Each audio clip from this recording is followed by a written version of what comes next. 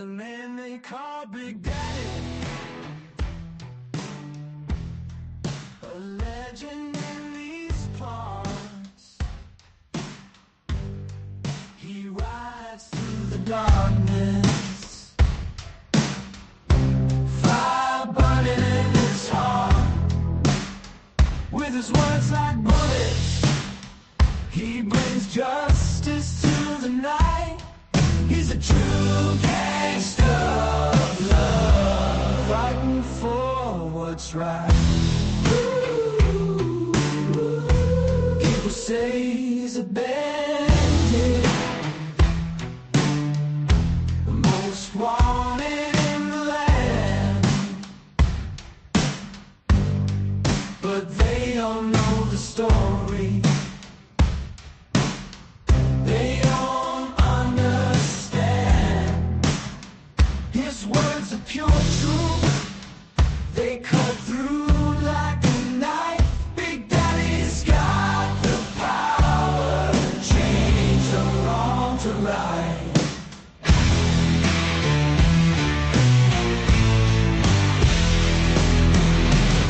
Never trust a whore, never trust the government, always trust your gut.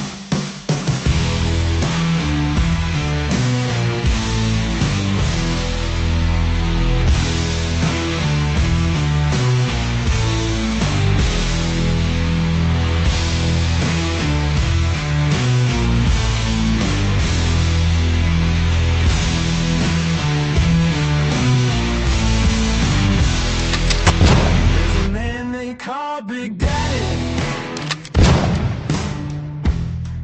a legend in these parts. He rides through the darkness, fire burning in his heart. With his words like bullets, he brings justice to the night. He's a true gangster of love, fighting for what's right. People say he's a bandit, the most wanted in the land, but they don't know the story. They don't understand. His words are pure truth, they cut through like a knife. Big Daddy's got the power to change the wrong to right.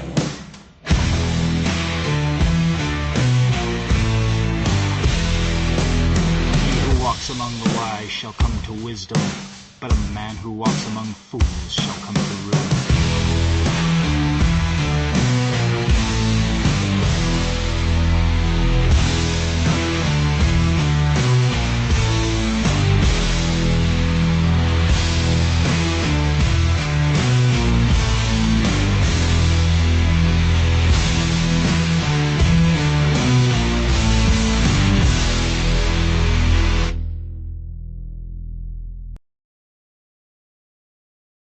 Crushing a Miss White, dancing with the devil in the dark.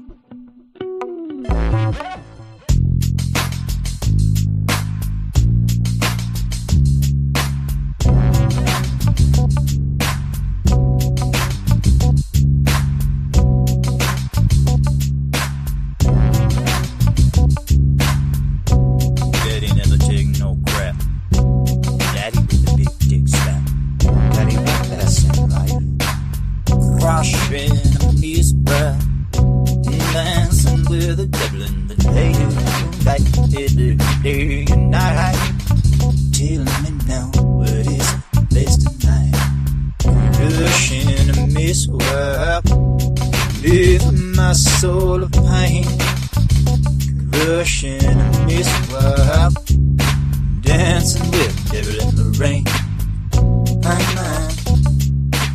My mind, crushing a Miss White, feeling my soul a spark.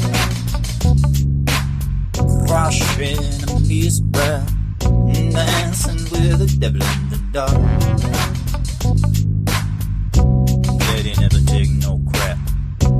Daddy with the big dick slap. Daddy with a pimp slap hand. Daddy be a back door man. Yo, what is best in life? Crush your enemies. What is best in life? Crush your enemies. Crush your enemies.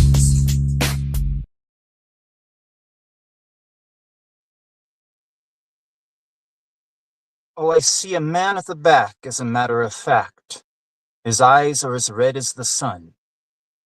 And the girl in the corner, let no one ignore her, 'cause she thinks she's the passionate one. Oh, yeah! It was like lightning. Everybody was frightening, and the music was soothing, and they all started grooving. Yeah, yeah, yeah, yeah, yeah, yeah. And the man in the back said, everyone attack, and they turned into a ballroom blitz. And the girl in the corner said, boy, you better warn, you're gonna turn into a ballroom blitz, ballroom blitz, ballroom blitz, ballroom blitz. Emphasis on the word bow. Now that's spelled with 2 A's. If you know, you know. Welcome to the show. Welcome to the show. Except no motherfucking substitutes. The most Zionist triggering live stream in YouTube. Yeah. The Big Daddy Show. Papa Top again. All right, if you got 'em, crack 'em. If you got 'em, spark 'em. It's that time. That's a good brew right there. Desert Daydream from Four Peaks Brewery. Hazy IPA. It's got a nice alcohol content, 6.5. Yeah, we're going to tack on a nice little buzz for this stream. Oh, yes. It's going to be one of those streams. Just real chill as fuck. Big Daddy doing his thing, ripping the mic. Talking about everything and nothing all at once. No subject is taboo or off the table. Oh, yeah.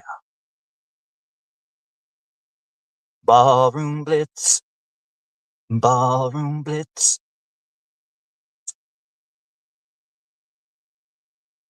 You hear about that one? Another attempt on Trump's life. Yeah, looks like nobody's buying this one, though. Looks and feels staged as fuck. That was my first reaction. Yeah, this latest Trump assassination, when I first heard about it, I thought it was a joke because it was at the White House Correspondents' Dinner, and that's where they're supposed to tell jokes, and it's supposed to be like an atmosphere where Trump is getting roasted and shit like that. Although I don't think they were going to do that, because where were the comedians? Like no Tony Hinchcliffe? Nothing like that? No, it was just going to be Trump saying shit the whole time. But they're like, oh no, the guy, he's so fucking fucked up in the head, he can't string together a coherent sentence anymore. What are we going to do? Oh, I know. We'll do a fake assassination attempt to try to boost his poll numbers up because he's fucking hemorrhaging in the polls right now. Yeah, it was so fucking bad. There's just so much shit about it. Oh, God. Yeah, I think it was staged, obviously, but there was an element to it that was probably real. For example, the leftist that they got to do it, this was probably a real leftist, like a crazed one. They found him on Blue Sky. He probably had a handler, just like every other fucking shooter before. Why do they always have handlers?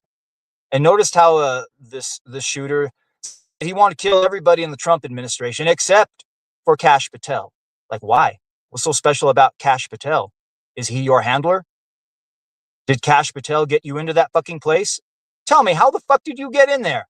Yeah, I guarantee you, he had people on the inside that got him in there, made sure that everything was set up for him to just get in.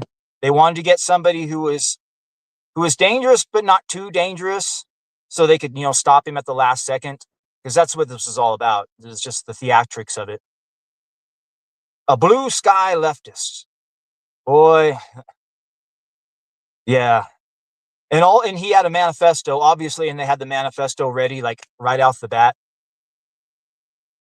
Yeah, if they would have did this correctly, they should have taken him out in a hail of gunfire. That way he's not alive to speak afterwards. Because then he could talk and tell who got him in there, who his fucking handlers were. Yeah, unless he's part of the whole LARP too. Yeah, apparently there was a Twitter account that had his name on it, Cole Allen, and then it had a fucking Pepe the Frog meme where he's wearing a suit, just like Donald Trump. Yeah, it's 2006. How many of these fake staged events do you need to live before you stop giving them attention? Yeah, exactly. That's another reason why they did it. Take attention away from shit. Hey, don't look at how bad the economy is. Don't look at this failing war in Iran. Don't look at the unreleased Epstein files, all of these fucking scandals going on, the insider trading, the glyphosate that they're spraying on the food, the chemtrails, the deadly jabs that are still going around. Don't look at any of that, no. They tried to kill Trump, those crazy leftists. And then the fucking attorney general, whoever that guy is, Todd Blanche, came out afterwards and saying that the violent rhetoric on X needs to stop. We need to stop this. Like, motherfucker, he was a blue sky leftist. Blue sky. You stupid fuck. Jesus Christ. If you're going to crack down on anything, crack down on blue sky. But this is one of the reasons why they did this. I'm sure this is going to give them the excuse to crack down on people even more than they already are.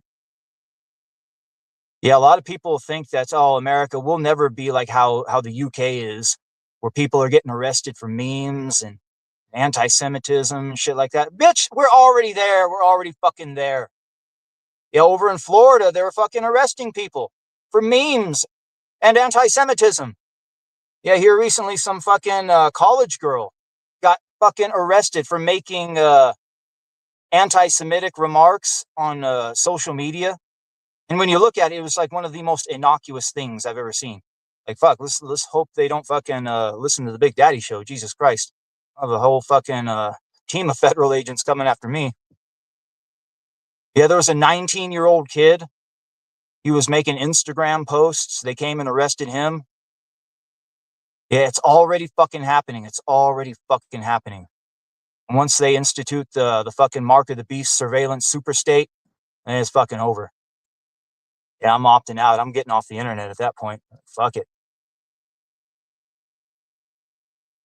It ain't fucking worth it. Ballroom blitz. Yeah, the main talking point after the assassination attempt was, we need to get a ballroom. This attempt on my life has left me in need of a ballroom. I am the Senate. I am the president. Yeah, whatever, motherfucker. Yeah, Trump, he's on his fucking Palpatine arc right now. He really is. The only question is, why is he so obsessed with this fucking ballroom? That's the question. Like, I was a bit ambivalent about the ballroom before, but now I have questions about it. It's like, why? Why in the fuck are you so obsessed with this fucking ballroom? And I hear that they're going to build a bunch of shit underneath it, some sort of a massive underground bunker complex for Israel to spy on American presidents even more, I guess. Jesus Christ. Yeah, much like Emperor Nero when he came to power and he built this massive palace dedicated to his own fucking vanity after they fucking killed his ass. What they did was they covered it all in dirt, filled it full of dirt, covered it up. Let's not fucking look at that shit. That's what they should do to the fucking ballroom. After it's all said and done and it's fucking built and he's gone, just cover it in fucking dirt, fill it up. That's what I would fucking do. Fuck that shit. Like, why are you building a fucking ballroom? Who gives a shit? He's more obsessed with that stupid ballroom than he is helping the fucking American people. Ballroom blitz. Yeah, Trump. I remember a story about him when he got Mar-a-Lago. He tried to get into all of the various posh country clubs that were nearby in the area. And there was one right across the way, the Bath and Tennis Club. They wouldn't let him in because they all knew he was fucking trash. So what Trump did afterwards, he turned Mar-a-Lago into a private club too, just to spite them. Now, I wonder if Trump's building this fucking ballroom just to spite Israel, because they plan on building that third temple and all that shit. And Trump, like, somebody told him, like, hey, you're not going to be the one fucking ruling at that third temple over there. It's going to be Bibi, Trump. They're just using you right now. Trump's like, oh yeah, I'm not going to be sitting in the throne at the third temple. Fine, I'll build my own third temple. And that's what this fucking ballroom, it's all about.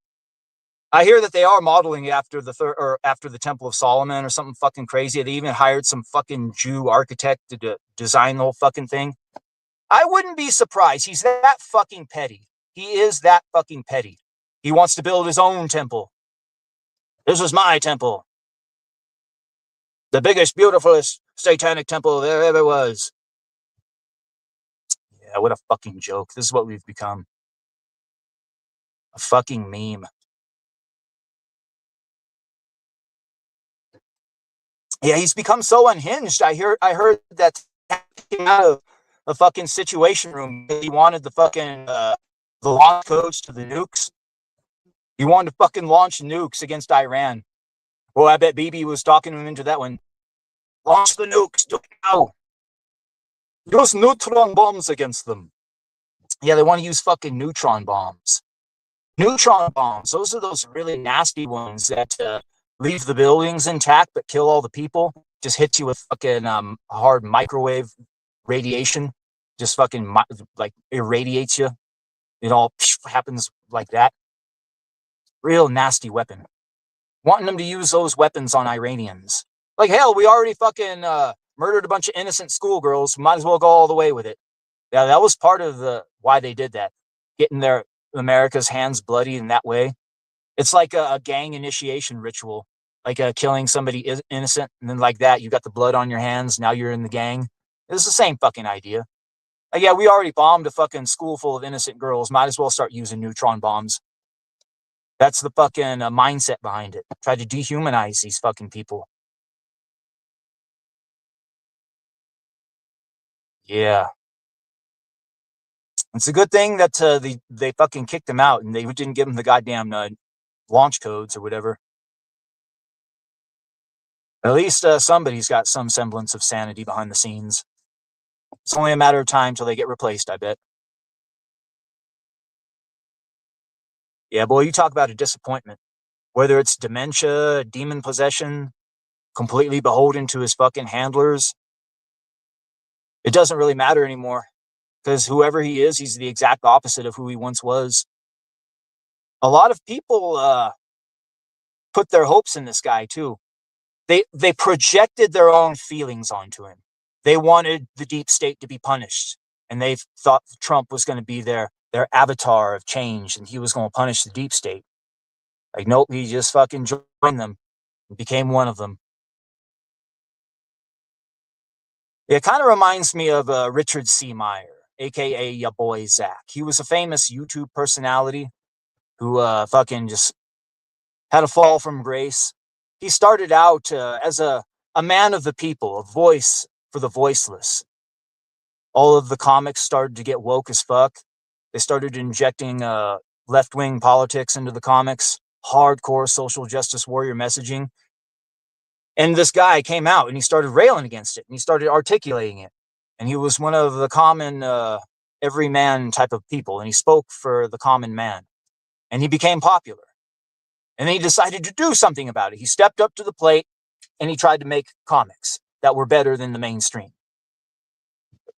Whether that happened or not can be debated. I've never fucking read a Richard C. Meyer comic. I would rather be fucking shot dead before I read one. But I hear that some people say that they're mid. On a good day, they're about mid. But most of what I've heard about those comics is they're fucking trash. They're terrible. But at least he fucking tried. And he got popular for that reason. Because he saw what was going on and he stepped up to the plate and he tried to do something about it. But then what happened was Richard decided to flip. And then he threw his fucking audience under the bus and he decided to stand for the exact opposite of everything that made him popular with the people. That's what he did. He fucking became woke. He started out in the left wing, social justice warrior talking points, started attacking his audience, doing a quote unquote cull. He tried to cull his audience. Get rid of those right wing chuds. And the last time I heard his voice, God, he sounded so fucking effeminate, so gay, so soy. You've heard the term soy boy? Well, he's a soy goy. Soy goy! A fucking soy goy! That's what he is. He's gone full soy goy. Yeah, he basically became the exact opposite of everything he ever fucking stood for. But at the end of the day, when you strip away all the window dressing and look at it for what it truly is, he never truly changed. This is what he always was. He was always this fucking guy. He was just a fucking grifter is what he was. The same thing with Donald Trump. This is who this fucking piece of shit always was. He was always just a worthless fucking grifter. Yeah, he had one chance one time around in 2016. He had that shit for 4 years. What did he do? Didn't do jack shit. Plunged the country into fucking chaos. Destroyed the economy by going along with the pandemic. Then he had the fucking pants shitting demented pedophile get in there. Fucked it up even worse. And now Trump is back in there. And what has he done? Has done shit. Started engaging another fucking overseas war. We're not living in the second Donald Trump administration. No. We are living in the 5th Barack Obama administration. That's what we're doing. We're living in the 5th Barack Obama administration. Trump's first term, that was just more Barack Obama bullshit. Going along with a pandemic, destroying the economy. That's the type of shit Obama would do. Joe Biden, that was just more Obama bullshit. And now look at where we're at right now. Just more Barack Obama bullshit. We're in the 5th Barack Obama presidency right now. What happened was people saw this guy, Donald Trump, and they projected all of their hopes and dreams onto him. Because he was basically a blank slate, because he basically stands for nothing. He's a fucking shell of a man, an empty, hollow suit. So all of these people projected their own false hopes and dreams onto him about who he was and what he was going to do. The same thing with your boy Zach. He was just an empty, hollow shell of a man, and people projected their own hopes and dreams and feelings onto him. But at the end of the day, when he showed who he truly was, a lot of people fucking felt betrayed as fuck. Same thing happened with Trump. This is who he always was. He was always a no good, stupid piece of shit. Completely beholden to the whims of his fucking handlers. And now his fucking brain is fucking put out. I think a lot of it has to do with jab, too. I hear he gets fucking boosters routinely. He routinely gets fucking booster jab. He's gotten like 6, something like that. Jab brain. He's got the fucking jab brain. Yeah, anybody knows that shit is so full of graphene oxide, and it goes straight to the brain, too. Then you get hit with a fucking certain frequency, and they can actually control your mind. He might be under full-blown mind control. I have this theory that this is why a lot of people are acting the way they are. Like, a lot of people are not acting normal. I think it has to do with the fact that they got the jab and they live in 5G signal areas. Because it's all meant to control people's minds. It really is. Yeah, a lot of people don't know, but those cell phone towers, they're classified under the military as direct energy weapons. DEWs, DEWs. Direct energy weapons.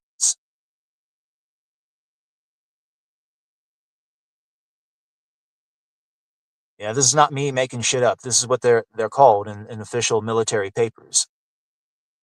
Why would you call a cell phone tower a direct energy weapon? It's because they're using them as weapons against the people, controlling their minds, making people a higher state of agitation.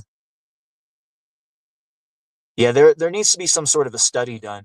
People that got the jab and that live in 5G areas, and do some sort of a study on whether or not they're capable of critical thinking, or they're only capable of going along with narratives in the media and in government. Because this is something I've noticed. People that got the jab, they have a real hard time with their critical thinking. They have to have media and government do their thinking for them. Yeah, I think there's a connection. I really do. I'm just glad I don't live in an area where 5G signals hit me. I barely get 4G LTE.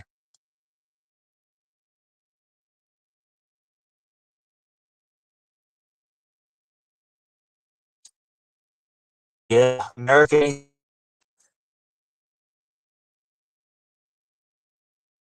Before we end up like the kulaks, the fucking kulaks from Bolshevik era Russia. Yeah, they were a class of people that got completely wiped out, murdered, along with tens of millions of others during the Bolshevik Revolution. Now, this was a real Holocaust that actually can be documented with real evidence. Tens of millions of Christians killed by Jews. Yeah, the Bolshevik Revolution, that was a real fucking Holocaust, where tens of millions of Christians were fucking killed by Jews. Boy, this just goes to show how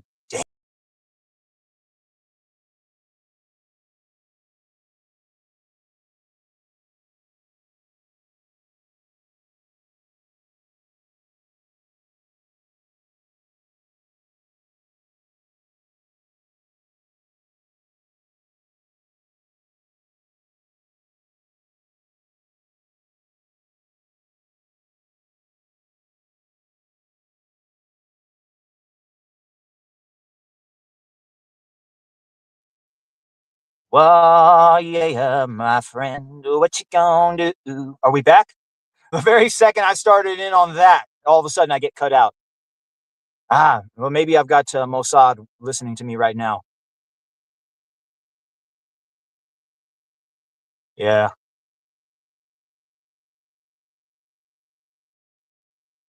Kirk says, don't pretend you wasn't putting your hopes in Trump, too.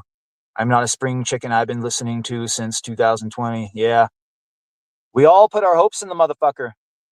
But if he really is the Antichrist, it would line up perfectly with prophecy because the Antichrist is supposed to be the great deceiver. Like he's supposed to deceive everybody. Boy, you talk about a treacherous piece of shit. Yeah, America, we never learned from the Bolshevik Revolution because that's one thing that's never fucking taught. It's never taught in school. We are never taught about the Bolshevik Revolution. And if we were taught about the Bolshevik Revolution, we would understand and know. And then we could prevent it from happening to ourselves because it's happening right now. Yeah, especially to white America. The white people are being socially engineered to extinction. People are being arrested for calling it out. Turns out they've been funding all of the extremism too.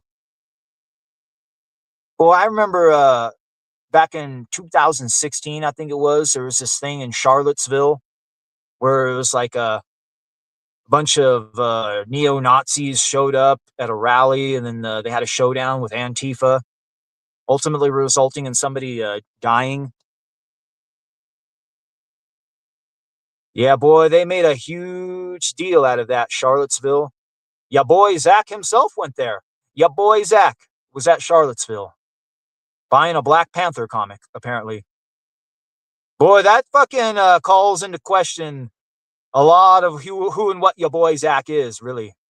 Knowing that he was at Charlottesville and now knowing that the Southern Poverty Law Center, the SPLC, was funding the extremism at Charlottesville, and knowing your boy Zach was there too.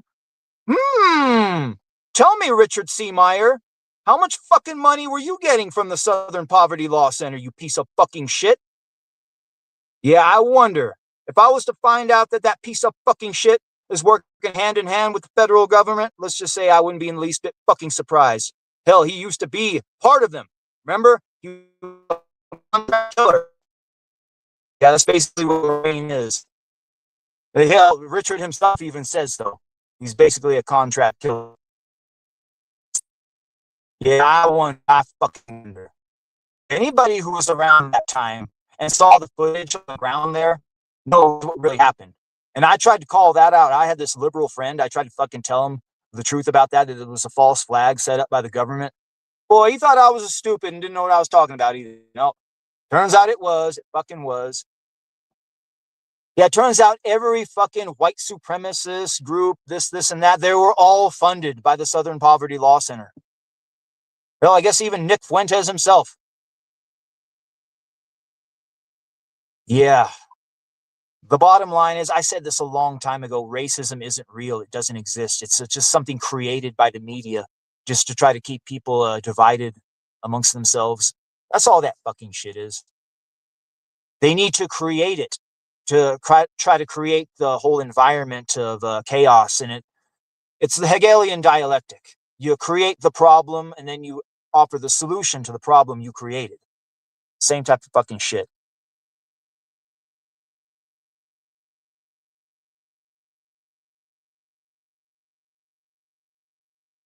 Yeah, probably talking about your boy Zach here. He made comic book geeks like me look bad, the real official Amazing Adam says. Yeah, he made a lot of people look bad. Anybody right of center made him look bad. And it turns out he's a fucking full-blown shit-eating leftist the whole fucking time. Probably a fucking glowy, too. Yeah, how you funding your lifestyle, Richard? You haven't released a book in forever. Still staying with his friend, sleeping on the couch?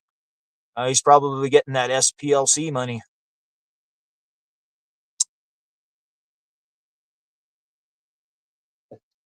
Yeah, they're trying to present that as some sort of a huge win, too. That the Southern Poverty Law Center got busted funding extremism, this and that. And it was like $4 million cumulative. Like in the grand scheme of things, that ain't shit. And did the Southern Poverty Law Center get completely dismantled? Are people going to go to jail? All of those fucking organizations that were funded, did they get dismantled? Is anybody going to fucking pay for any of this? No. It's all just for show. It's a dog and pony show. Just throw a little red meat out there to the right. That way people will say, oh my God, look at what Trump's doing. He's fighting the deep state. He's shutting them down. This ain't fucking shit.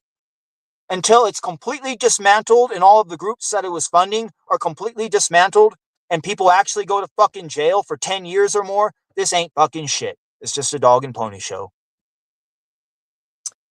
That's the thing that kills me the most. There's never any accountability for any of this fucking shit.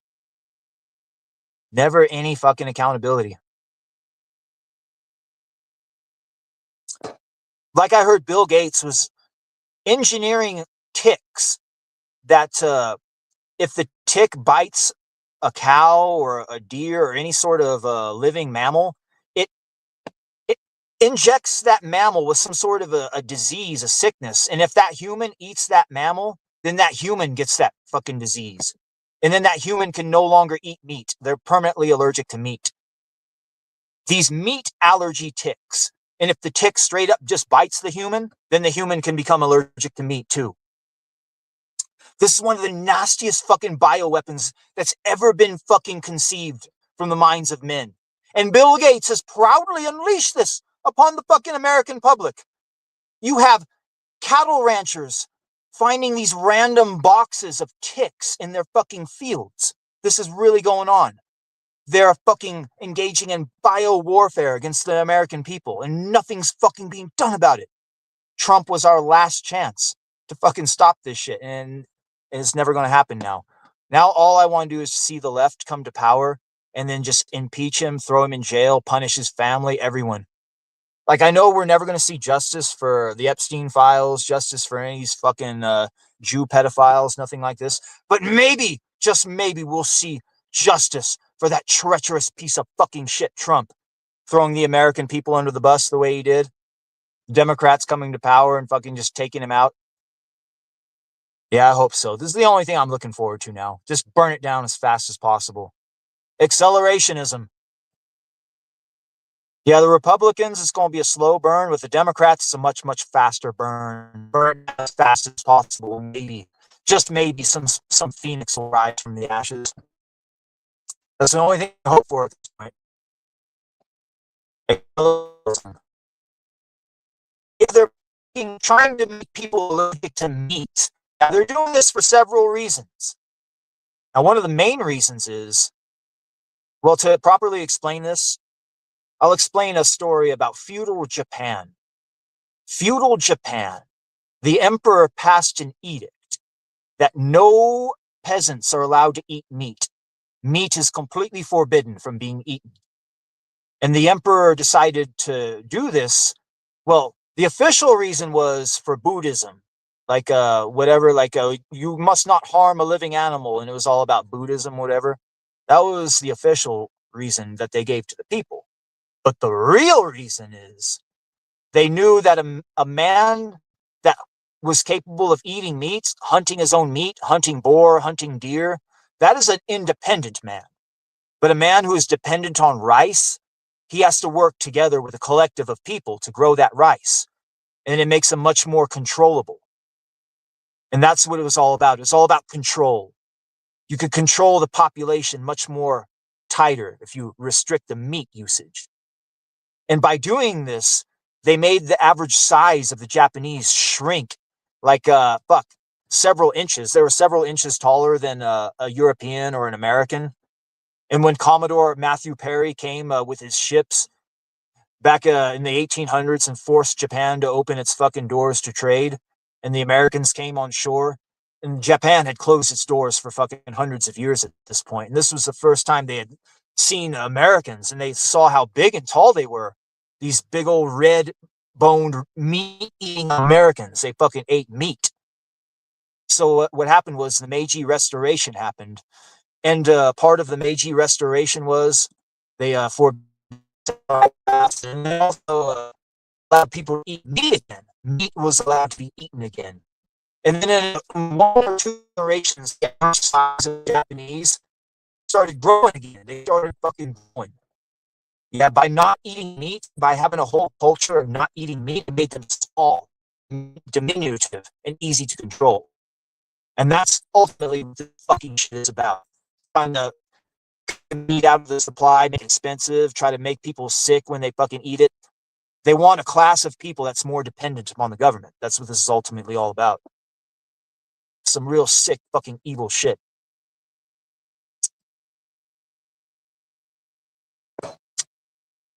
Can't really do nothing about it at the moment, though. Got to whisper words of wisdom. Let it be. I talked about in my last show, the people, the Goyim, we have to seize back the strategic choke points of power. And one of the first ones we have to take back is Congress. Because you could get a few based congressmen in there, like Massey and so on and so forth. But they can't really do anything if there's only a few of them. You have to have a bunch of them. But we've got too few right now. And like I said, we needed an American version of AIPAC, some group that could fund these patriotic candidates to get in there and actually make a change. Because we got a few of them in there, but they're too few and far between, and they're not quite enough to make a difference right now. But that's the first strategic choke point of power that the Goyim need to take back, Congress.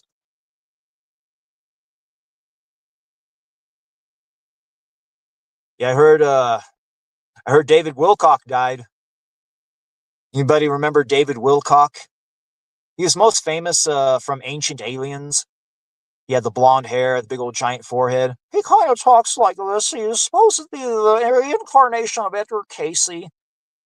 He was in contact with this guy called Corey Good, who was supposedly a super soldier who was in contact with all these aliens, including blue avians, these blue birds, blue bird aliens, the blue avians. Yeah, well, it turns out that Corey Good was making up the whole fucking story. It was all bullshit.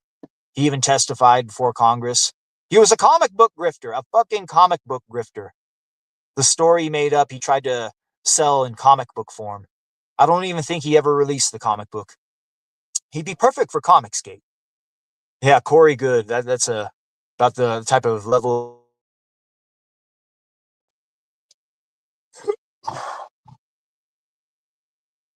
Yeah, but anyway, David Wilcock, he fucking died. I guess he yeeted himself.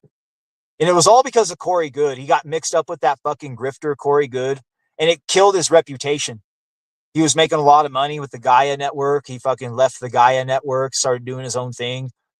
He was like podcasting on YouTube, basically. Kind of like doing the type of shit Big Daddy does, except he was having his camera on. He would have trolls in the chat. Supposedly, he died because he was broke, destitute. His health had fucking gone to shit. And probably because he realized everything was so fucking hopeless. He was one of those QAnon guys who was all about the QAnon grift, thought that QAnon was real. I guess he had to come to the painful realization at some point, like, nope, QAnon ain't real. Trump ain't fucking arresting nobody. In fact, the satanic pedophiles are firmly in charge. Yes. Yeah, that's got to be demoralizing. Being part of that QAnon bullshit for so many years and finding out the painful truth that it's just all bullshit and you dedicated your life to nonsense for so many years. That's got to be one of the fucking reasons why he killed himself too, I bet. Yeah, real sad state of affairs.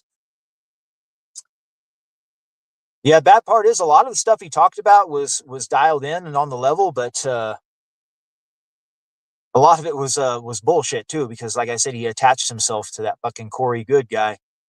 And I have little doubt that that Corey Good guy was, if he wasn't a government agent, why, I guess, because this is what they do. They send these government agents out there and they attach themselves to the UFO truther community for the purposes of discrediting the whole fucking thing. There was a guy called Richard Doty. He did the same fucking thing. I think that's who Corey Good was, the metaphorical Richard Doty of his time. Like a lot of the shit that he talked about might have been real. There might have been a secret space program.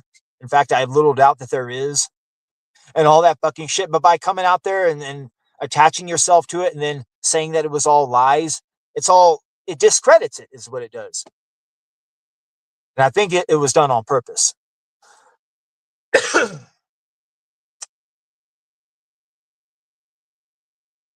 Yeah, whether or not we have these secret vehicles or not, I'm sure we do.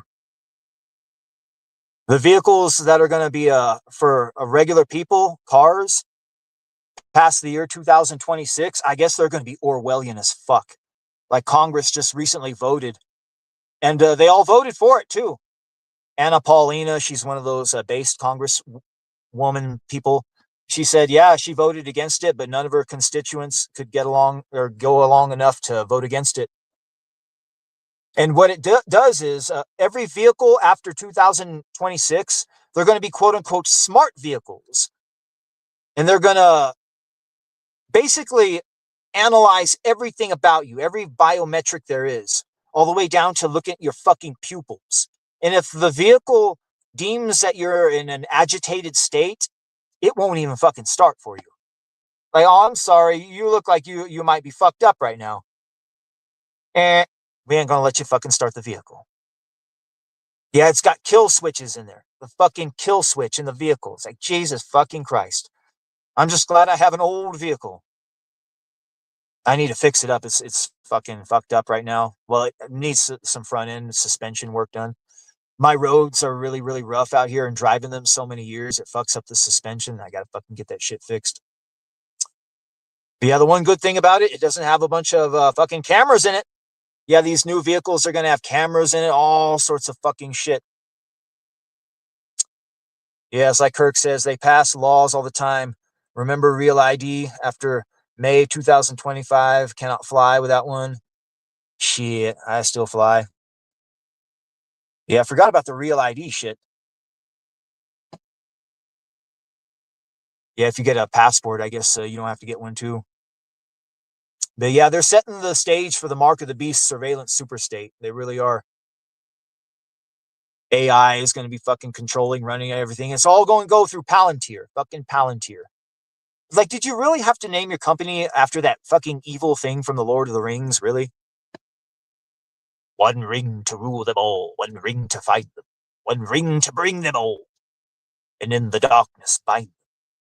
That's what this is all about. Binding everybody in this fucking Mark of the Beast system.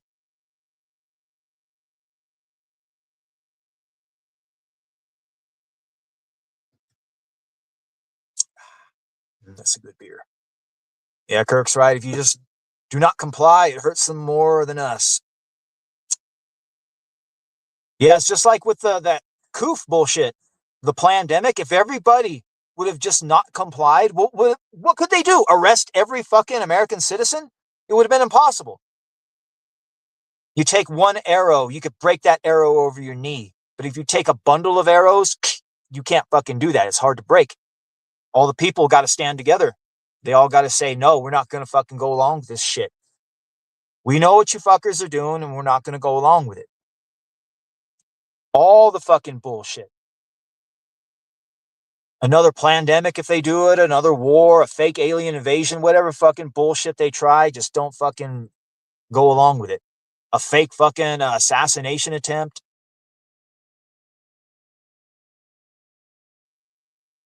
Fundamental failure on every level if that shit happened. Oh, Jesus Christ. Yeah, that's all bullshit though. But you better not question it or else you'll be called crazy. Yeah, don't dare question narratives that come from the mainstream media or federal government, lest ye be deemed crazy. It's not enough to just simply call you a conspiracy theorist anymore, because conspiracy theorists are always proven right in the end. No, you got to just simply be labeled crazy. You talk about how, hey, the government has the ability to project voices into your fucking head and make you think that you're talking to demons or God or whatever. Like, oh, that's crazy talk.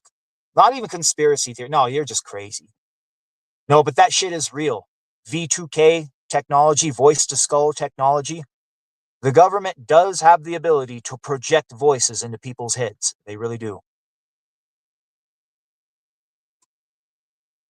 Now, I remember there's a certain member of the New Age movement. Anybody knows about the New Age movement? They all talk about the ascension to 5D, the Galactic Federation, the white hats. There's all sorts of buzzwords and talking points related to it. And one of those guys within the New Age community said it's all bullshit. What they do is the government targets these people, these quote unquote psychics or intuitives that think that they're in contact with other spiritual beings. What they do is they do that V2K technology, voice to skull, and they project voices into their heads. And then these people think that they're talking to their spirit guides, or they're talking to their soul families, or they're talking to members of the Galactic Federation or whatever. And it's all bullshit. It's just the government conducting a psyop. I often thought about this, the entire concept of there being good guys out there, good aliens, white hats. The whole fucking thing is a psyop created to, it's kind of like a cosmic QAnon. Like one of the primary reasons why the QAnon psyop was created was to instill a sense of complacency amongst the people. Like, hey, you don't got to worry about doing nothing. Trump, he's taking care of these guys behind the scenes. You don't got to do nothing. Just sit back and watch the show. It's the same thing. Like, hey, you don't got to worry about doing nothing. The white hats are taking care of all the shit. The fucking Galactic Federation, they've already got rid of the reptilians. It's all fucking good. Like, oh, no, but it's all bullshit. It's all a psyop just to lull people into a sense of complacency. Really, there are no fucking good guys coming to save us. The cavalry ain't fucking coming. The only ones who can save us are ourselves. And the only way we can save ourselves is once that moment comes when we leave our mortal coil, just don't go into that fucking white light. And if you don't go into that white light, you won't get put back into the simulacrum and you won't get reincarnated back into a human body. And that's what it's all about. It's all about escaping the simulation, ultimately. Attaining what they call nirvana, enlightenment, moksha, many words for it.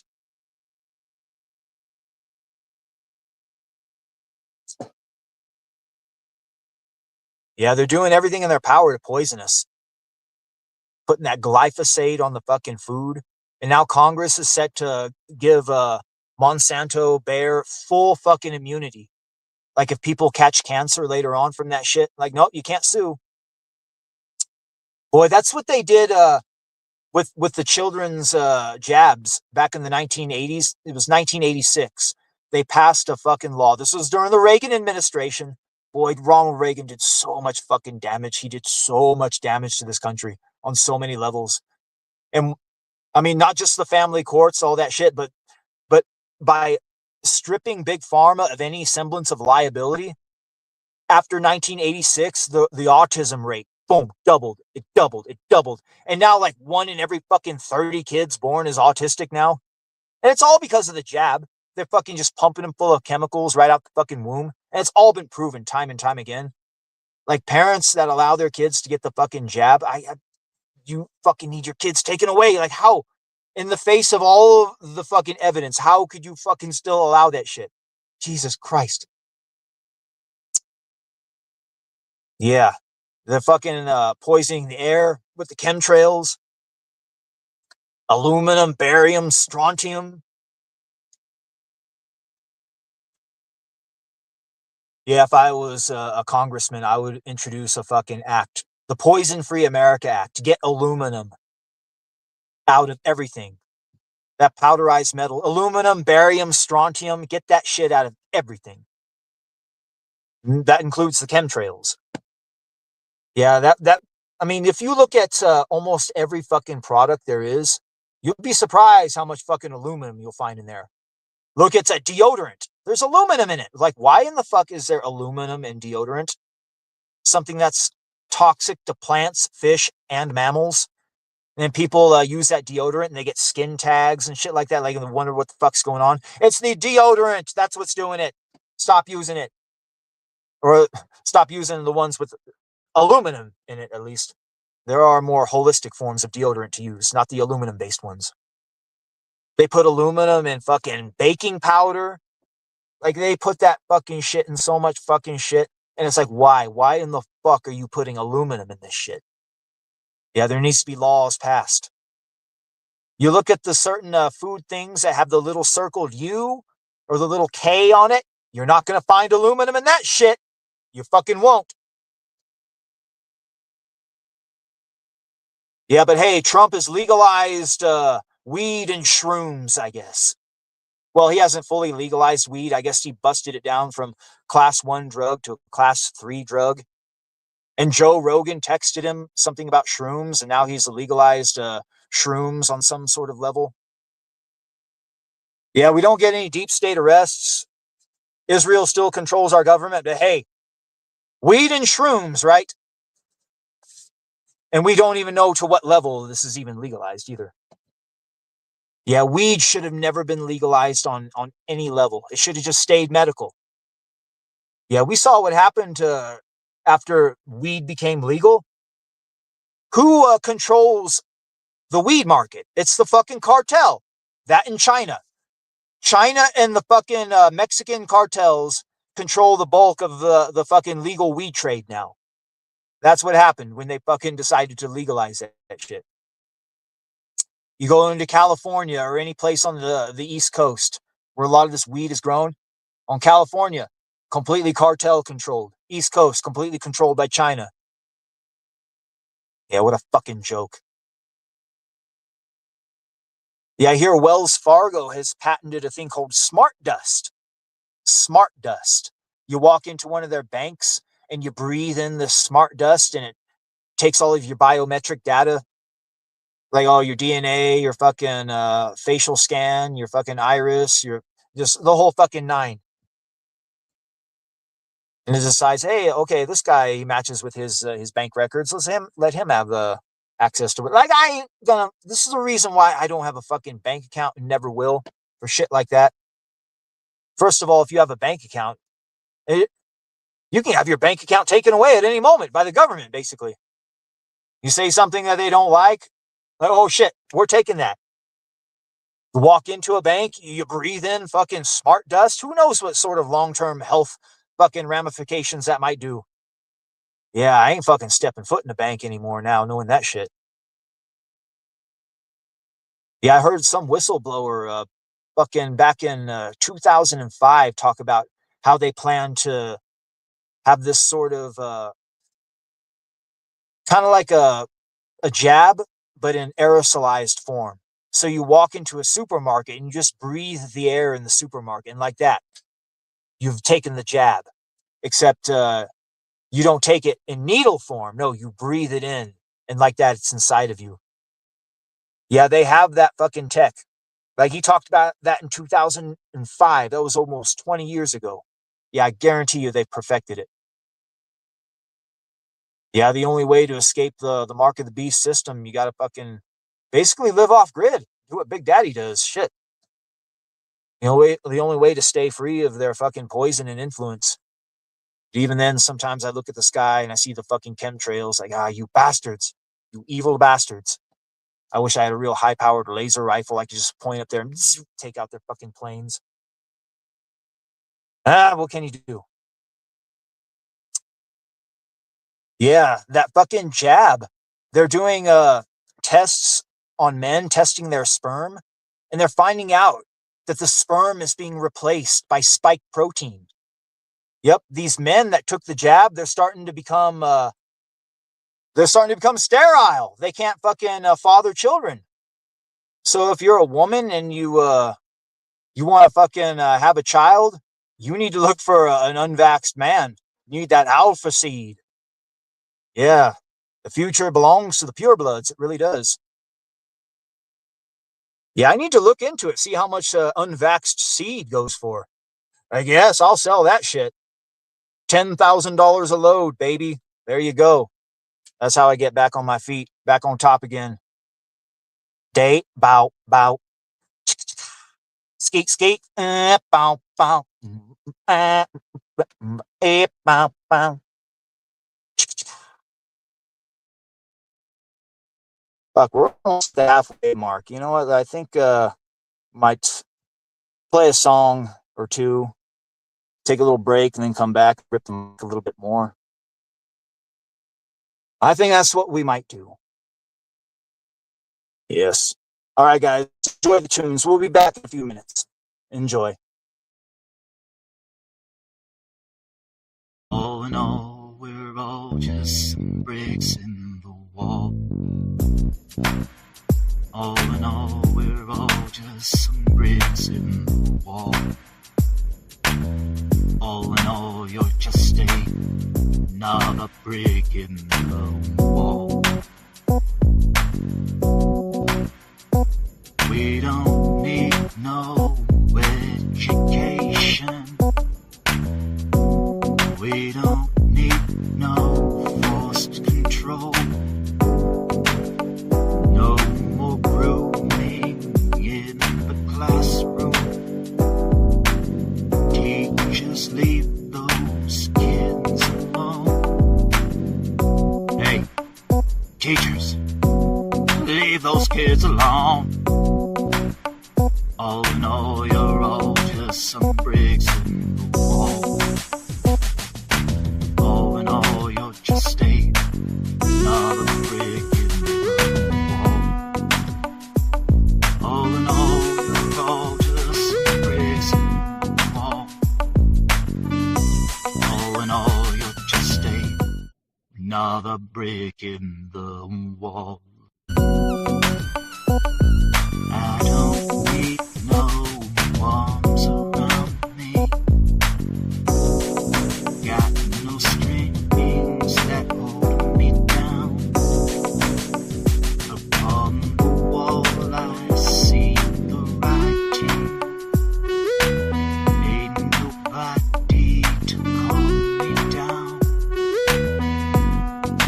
There ain't nobody ever gonna calm me down. All in all, you're all just some bricks in the wall. All in all, you're all just some bricks in the wall. All in all, you're just another brick in the wall. All in all, you're all just some bricks in the wall. All in all, you're just another brick in the wall. We don't need no education. We don't need no forced control. No more grooming in the classroom. Teachers, leave those kids alone. Hey, teachers, leave those kids alone. All in all, you're all just some bricks in the wall. All in all, you're just another brick in the wall. just some bricks in the wall. All in all, you're just another brick in the wall. All in all, you're all just some bricks in the wall. All in all, you're just another brick in the wall.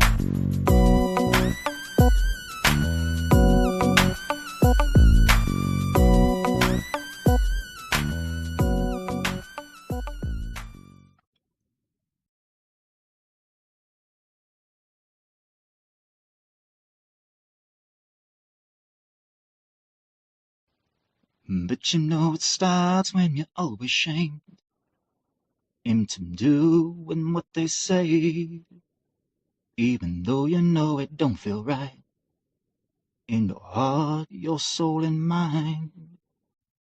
My dog, she don't like you, but she likes everyone. And I've never liked to admit that I was wrong.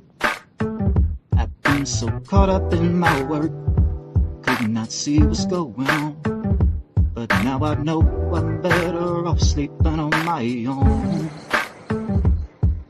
My dog, she don't like you, she likes everyone. And I've never liked to admit that I was wrong. My dog, she don't like you, she likes everyone.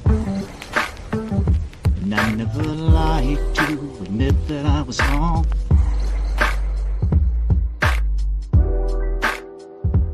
My dog, she don't like you, she likes everyone.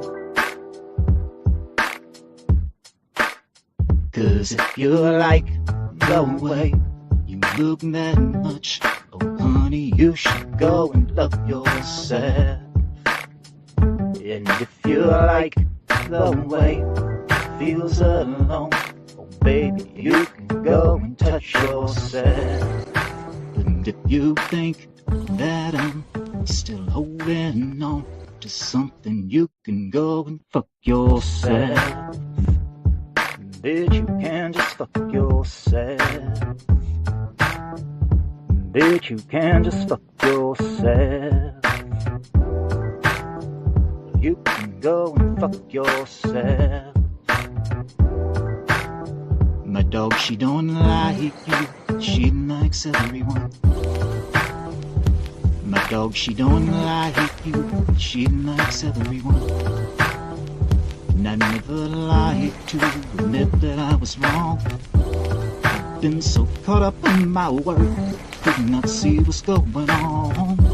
But now I know I'm better off sleeping on my own. 'Cause if you like the way you look that much, oh honey, you should go and love yourself. And if you think that I'm still holding on to something, you can go and fuck yourself. Bitch, you can just fuck if you like the way you look that much, fuck yourself. Honey, you should go and love yourself. Bitch, you can just fuck if you think that I'm still holding on. Bitch, you can just fuck, you should go and fuck yourself. Bitch, you can just fuck yourself. My dog, she don't like you, she likes everyone. Welcome back to the show. Oh yeah, my friend. Papa Top again. All right, let's crack another beer. There we go. All right. Yeah, right now it's time to wind her on down a little bit. Talked about some serious shit in the first half, a little Trump talk. Yeah, the fucking guy that tried to kill Trump. I guess on his Instagram post, he was wearing a fucking sweater that said IDF, like an Israeli Defense Force, an IDF sweater. Like, Jesus fucking Christ. Why are they always associated with the IDF, the Mossad, shit like that? Remember that shooter over in Australia?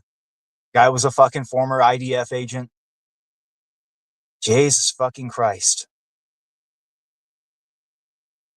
Yeah, on his Twitter page too, the headline on the banner, they de-digitized it and it was a picture of the Trump assassination 7 months before it actually happened.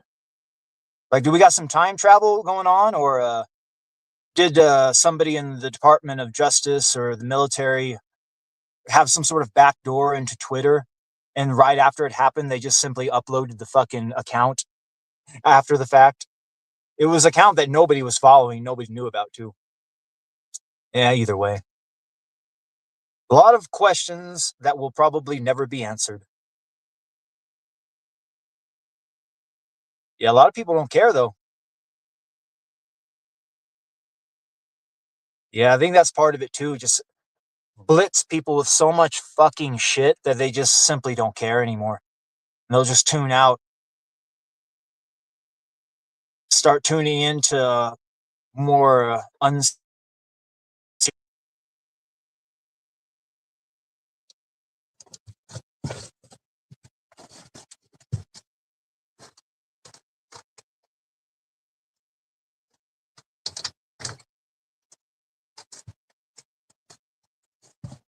yeah, get people tuned out of the system. Completely check out. Don't do anything about it because there's nothing you can do. Oh, we can if we band together. Like I said, one arrow can be broken, but a bundle of arrows, it's a lot harder to break. It's all about standing together.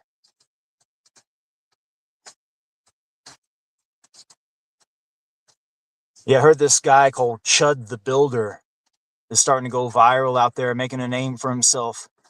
Chud the Builder, he calls himself. He streams over on the Kick platform.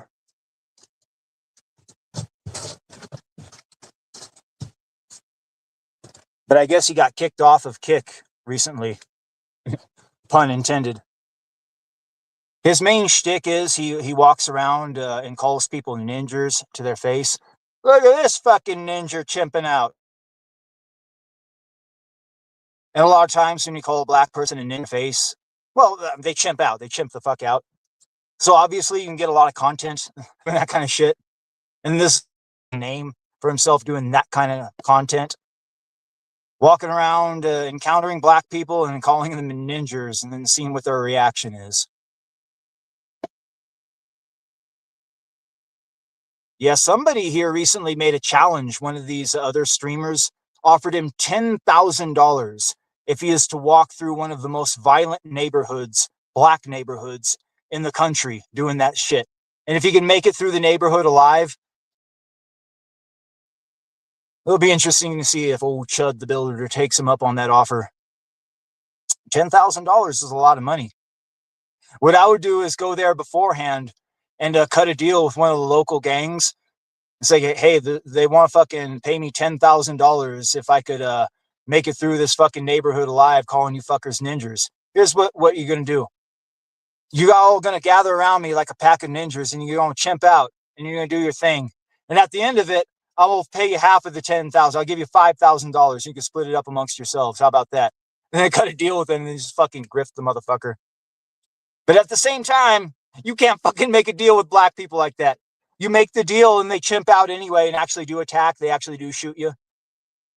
But the guy, I guess he walks around armed, so he's got a gun with him at all times. So it depends. He's got to go to certain states that allow that type of shit. That's the only places he can stream. Places that allow concealed carry. Yeah, this just goes to show right there. I remember there was this old cartoon, a Nickelodeon cartoon called Doug. Maybe some of you old school motherfuckers remember that old cartoon, Doug. He liked the girl Patty Mayonnaise. It was kind of a cringe show, but it had a lot of like important life lessons to teach kids. In one of the episodes, I remember Doug, he got into some beef with a bully. And the bully and Doug decided they were going to have a showdown, a fight. And it was going to happen after school. But Doug was scared because he's never been in a fight before and he didn't want to fight the bully. And I remember Doug, he was talking to his dad about this. And his dad tells him, show me a man who resorts to violence, and I'll show you a man who has run out of good ideas. So Doug took that idea to heart. So he talked to the bully about it. And what they did was they decided to stage the whole thing. They did it on camera, and it was like a wrestling match. It was all fake. But they put it out there, and they were both able to save face because I guess the bully didn't actually want to fight him either. But it's the same thing. Like, if you're fucking calling somebody a ninja and their answer is to physically assault you and commit violence upon you, like you are a man who has officially lost the fucking argument. You are a man who has run out of good ideas. Yeah, show me a man who is resorts to violence, and I'll show you a man who has run out of good ideas. Violence should be answered with violence. Words should be answered with words. If Chud the Builder is calling you a ninja to your face, well, just answer back with some other word. Like, bro, you're so fucking childish and immature. Something like that. Or you could just call him a cracker. You fucking cracker, you whole ass cracker. The only problem is, with white people, there doesn't really exist a word that you could call a white person that could trigger them the way you can call a black person a ninja and get them to actually inflict violence upon you and possibly kill you and feel fully justified in doing so. Like, there literally is not a word you can call a fucking white person that they could do that to you. It says there's no words that hold that kind of power over the white people. But the word ninja, that holds power over the black person. And that's all that Chud the Builder is doing. He's showing that this fucking over you. Just by simple usage of this word, that you chimp the fuck out like a goddamn monkey. You're like a Manchurian candidate. That's what he called him. You're like a Manchurian candidate using a fucking word, and like that, he's going crazy. And that's what happens. He just uses that word, and like that, they go fucking crazy. Yeah, it's just a miracle he hasn't been fucking assaulted yet. It's going to happen at some point, though. Keeps this shit up, especially now that he's got a more higher profile. People are starting to talk about him more.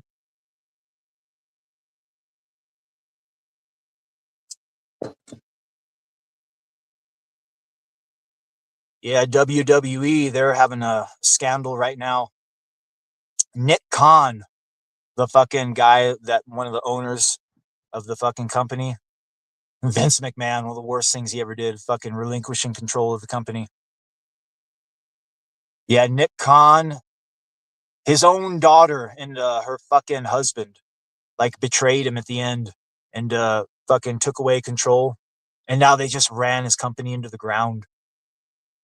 And Nick Khan was having a fucking Q&A, a town hall meeting with all of the employees of WWE. And he openly bragged about how WWE is using AI to write their storylines. And not just any AI, I guess it's Chat GTP, the most woke, most trash fucking AI there is. Like, Jesus fucking Christ, are you kidding me? No wonder why your product is fucking shit and nobody fucking watches it anymore. Only the diehard fucking neckbeards watch it, I guess. But even then, they are starting to leave it. They're starting to become AEW fans. Yeah, but it all depends on the prompt you give it. Like, even if it's Chat GTP, like, if you give it a proper prompt, it might can fucking book much better matches for you than old Triple H ever could. You just tell it to book in the style of Attitude Era Vince Russo. You tell the AI, hey, just imagine that you are a Vince Russo at the height of the Attitude Era. How would you go about booking Cody Rhodes for the next 6 months? And just see what it does. And then you could adjust it on the fly or whatever. But I doubt they're doing it that way. I bet it's just the most basic bitch prompts. Using Chat GTP, the most woke fucking AI. Yeah, no wonder why it's bad. Yeah, they've been using AI for their fucking vignettes and shit like that. Rather than letting the wrestlers cut promos, no, we're going to create a vignette completely out of AI. And I guess they did that recently and it's completely backfired on them. Yeah, AI is good if it's used conservatively in small doses and if it's used to enhance the art that's already there created by a human. Like, if it's just pure AI, a lot of times people can see through that shit. But most of the times, if it's just a normie, normies don't care if it's AI. They just, as long as it looks good. Yeah, speaking of which, Old Shane Davis is starting a new crowdfunding platform. Have no AI comics. Like you can't create a full-blown AI comic. Like Chuck Dixon won't be able to release his Knights Templar comic over there. Let's put it that way. But you can still use AI as an assistant or whatever. A bit nebulous on it. I guess you can trace too, or can't. I don't know. It all depends on if you get caught. Yeah, speaking of tracing, I heard there was a controversy going on over there in Comicsgate land with somebody that got caught tracing by the name of Reverend Ruin. I guess he was working on one of the projects for the CG Church people. And he got caught tracing, or he admitted to tracing once in the past or whatever. And one of the chief people leading this crusade against him and his tracing is none other than Liam Gray himself. Liam Gray. Like, wait a minute, Big Daddy, isn't Liam Gray a renowned tracer? In fact, he almost yeeted himself over a fucking Dr. Doom drawing that he got accused of tracing. Yes, that Liam Gray. Yeah, Liam was leading the crusade against this guy for tracing. Little hypocritical. And I was watching Liam earlier before I came on, and Liam was doing some live stream where he was supposedly working. I'm working, guys. And he's sitting there working, supposedly drawing. And as he's drawing, he's like, my art has been in galleries, it's been in museums, and talking this and that. And you could see the fucking light from the light box shining up at his face as he's working. Like, bitch, I can see the light from the light box. And you're talking about, you're trying to rake this guy over the coals about tracing, and you're using a fucking light box. Are you fucking kidding me? Yeah, anybody who's listened to Ethan long enough, I've heard Ethan talk about using a light box to trace shit like vehicles and buildings. Like he would do a simple Google search for a building or a car or something, and he would light box it. I remember him talking about that, openly talking about how he would trace. Because that's what light boxing is. It's just a churched up form of tracing. That's all it is. That's what light boxing is. I mean, it's a powerful tool. Years ago, 30 years ago, back when comics were in that stage. But most people do it digital nowadays. Like anybody that still does the light box shit is just old school, you know? Nothing wrong with that, of course. Like if you use pencils, you do all of your pencils, and then you decide to light box the inks or whatever. I mean, that's perfectly fine. But taking an image from Google and then light boxing it, that's tracing. I've heard Ethan talk about that, how he did that before.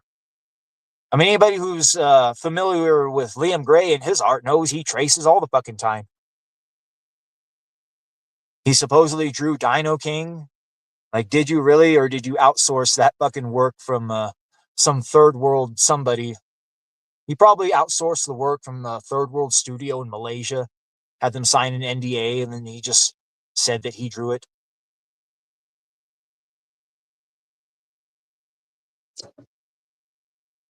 Yeah, backdoor me, bro.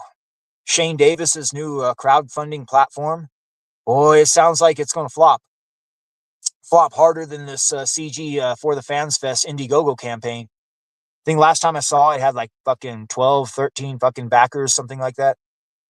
Barely made $2,000 or $3,000 when 20,000 was the goal. Yeah, what a fucking joke. Yeah, but Shane Davis is creating some fucking website for Comicsgate to use called Back Hole Me Bro. Something really, really gay.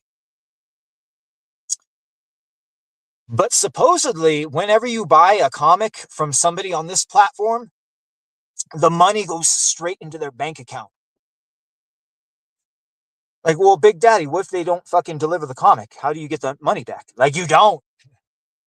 Unless you go through, I don't know, I'm not familiar with the protocols behind extracting the money back after you put it into somebody's bank account, if there is such protocols. But I guess that is how this website is going to function. Instead of having the money go to a secondary account, like something like an Indiegogo account, no, it's going straight into the creators' bank accounts. A lot of these motherfuckers, they got vaporware, shit that they fucking haven't delivered. and probably will never deliver. In fact, I heard that Ethan Van Sciver is sitting on a staggering $2.4 million in unfulfilled campaigns right now. $2.4 million. Yes. Remember them talking about Eric July. Like, oh, look, ISOM 1 made all of these millions, and then ISOM 2 didn't make that much, so that means it's a failure or whatever. Like, what about the metric of just simply fulfilling your campaign, motherfucker? 2.4 million in unfulfilled campaigns? Jesus Christ. Yeah, I guess a lot of these fucking things are done too. Like Helephant, that book Helephant is done, but he wants to wait till Shane Davis makes that crowdfunding website so that he could release it on there and milk a little bit more money out of the pay pigs. Grift maxing. That's what they're doing. Grift maxing. What happened to Fearsome? What happened to that gay Heather Swain book? Or was he doing 2 of those books? I forget. Yeah, just more fucking vaporware. Yeah, speaking of EVS, I guess he's decided to not cover the quartering. All of that drama that's happening with the quartering.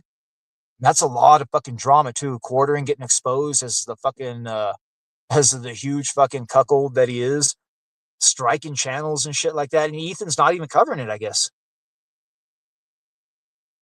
Well, he's got EDS, Eric Derangement Syndrome. Unless it has something to do with Eric July, he just don't care about it. Yeah, what a fucking joke.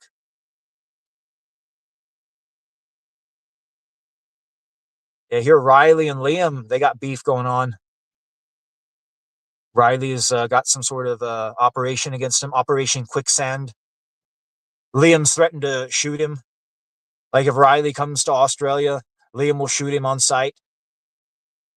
I hear that people are talking about funding Riley, getting him out there. Boy, that'd be funny. For several reasons. Could you imagine that, though? If Riley actually did go out to Australia to confront Liam, and Liam actually did have a gun, and there was some sort of a showdown, and it was all live streamed, and Liam actually did shoot Riley on a live stream. But Liam, since he's like he doesn't really shoot guns that often, he misses kind of, but he kind of grazes him, so Riley's injured. Boy, you could talk about milking a lot of drama. If they were smart, they could just stage the whole thing WWE style. That way they could spark some sort of interest in Comicsgate again. Fucking people looking too, like some sort of a shooting involved. And Riley ends up not pressing charges. Like I said, the whole thing is kayfabe, just meant to drum up interest around Comicsgate. The Comicsgate shooting. Riley fucking blades. He goes full Trump. Fucking grazes his ear. Yeah, since that second, or, well, shit. I forget how many goddamn assassination attempts there's been. But since this one was so poorly staged, it now calls into question that first one, where Trump had the bloody ear. Maybe he did blade. He bladed. This is what they do in WWE, where you take a small razor blade and you just kind of barely cut yourself. That way you get the blood flowing. Blading. Yeah, maybe Trump did blade that first time around. Shit. Make that Antichrist prophecy come true. The wounding of the head.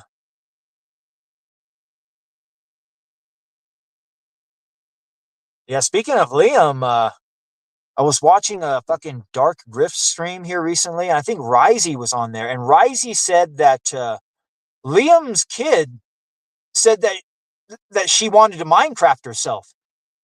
Several times on a live stream. I don't know if anybody saw that. Yeah, Liam's own kid saying that she wants to eat herself on a fucking live stream. Like, where did she learn that from? I wonder where she learned that from. Liam openly talking about that shit, openly doing it. His fucking suicide baiting bullshit. After he got caught tracing Dr. Doom. You had me suicidal. Got caught tracing Dr. Doom drawing. Yeah, now his young infant daughter talking about that shit. Well, I guess she's not an infant anymore, but Jesus Christ.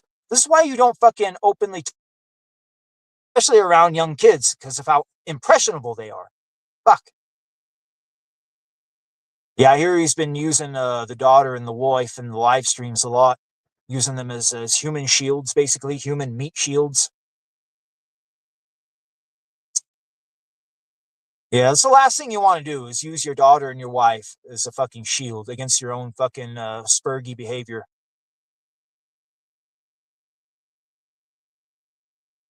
Yeah, I hear Frog Tony is has been doxing people. Well, I remember he doxed some member of the CG Church or something. Yeah, isn't Frog Tony doing a fucking comic? I mean, anybody who's familiar with OG CG going back from the very beginning knows one of the fucking things you fucking do not do, is you're doing a fucking comic. Because if you do that, then who the fuck is going to trust you with their backer info? Yeah, Frog Tony's supposedly doing some comic, Adventures of Frogman or whatever that fucking thing is. I remember Vicky and Dean did that whole show where they exposed the script and it looked cringe as fuck. In fact, I think it's still available to read over on Kiwi Farm somewhere. The Adventures of Frogman. Yeah, when's that fucking comic coming out? Yeah, the bottom line is who the fuck can trust Frog Tony with their backer info, knowing he has absolutely no qualms about doxing people? Yeah, same with Liam Gray for that matter. Shit. This is one of the reasons why if I ever found anything in Comicsgate I actually wanted to buy, I wouldn't do it just because none of them could be trusted. Yeah, they've been known to dox people. You can't fucking trust a goddamn group of people that have been known to dox people. It's a goddamn doxing ring is what it is. Anybody who's been around long enough knows this. If you fucking threaten them or if they don't like you, whatever, your backer info ain't safe with these fuckers. It really ain't. This is one of the reasons why their fucking movement is dying and irrelevant as fuck. Nobody can trust these fuckers with their backer info anymore.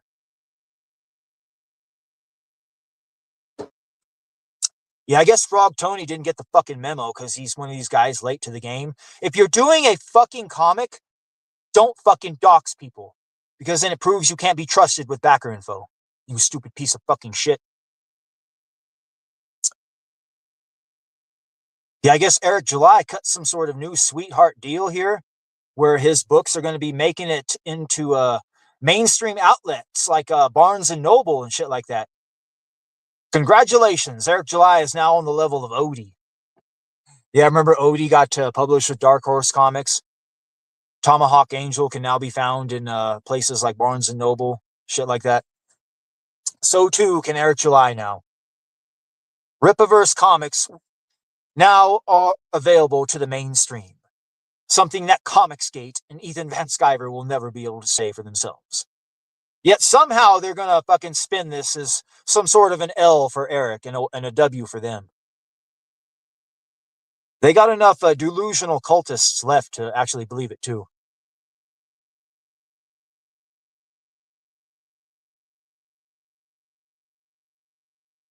Yeah, fucking Comicsgate. It's a fucking trash fire and a half. It really is.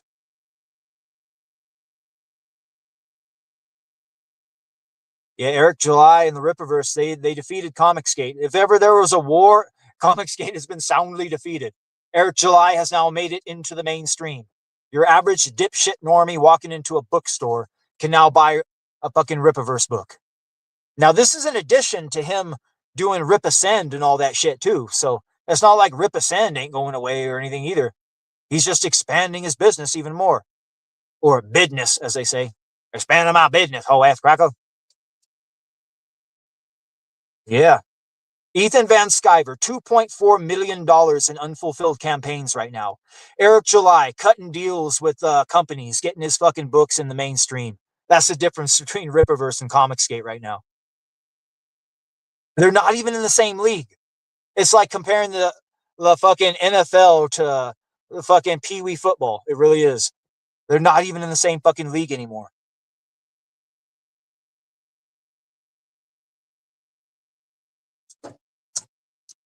Yeah, not saying that Eric July's books are great or anything, but hell, he made it into the mainstream. He was able to cut a deal. That's the type of shit I'm hoping for one day. That's the type of shit I hope to strive for. I would rather strive for something like Eric July, where you cultivate a fan base and then eventually make it into the mainstream, rather than like Ethan Van Sciver, where you have this little niche within a niche, and it has no chance of ever growing beyond that. In fact, it's shrinking by the day. Yeah, I'd much rather have the alternative, because you have access to a lot more readers. And at the end of the day, if we are truly fighting a culture war, it's all about hearts and minds, trying to win as many hearts and minds as possible. And that's trying to get your product out there in front of as many eyes as possible. And by doing what Ethan's doing, just selling to a niche within a niche, like he's only selling to like a very small number of people, a few hundred people, probably even less. It might just be about 75 fucking people at this point. This is how small it's gone. But at least with Eric's books making it out there into those bookstores, your average dipshit normie can come across it, see it, and possibly pick it up. I mean, it's just full of fucking shit, obviously, but like I said, at least he fucking made it. Your average dipshit normie now has access to his books. Ethan Van Sciver cannot say the same, nor can any of those other fuckers in Comicsgate. Yeah, and in fact, I think PTP has even gone more mainstream than CG. He's making some book called The Book of Enoch. I haven't done too much research into it, but anybody knows the Book of Enoch knows that book from the Bible, where it talks about the giants and all that shit, the Watchers. It'd be interesting to see what that book ends up, because I guess PTP was writing it. I heard. See PTP's writing prowess. Yeah, how does it feel, Ethan? PTP himself has now ascended beyond you, as far as relevance goes.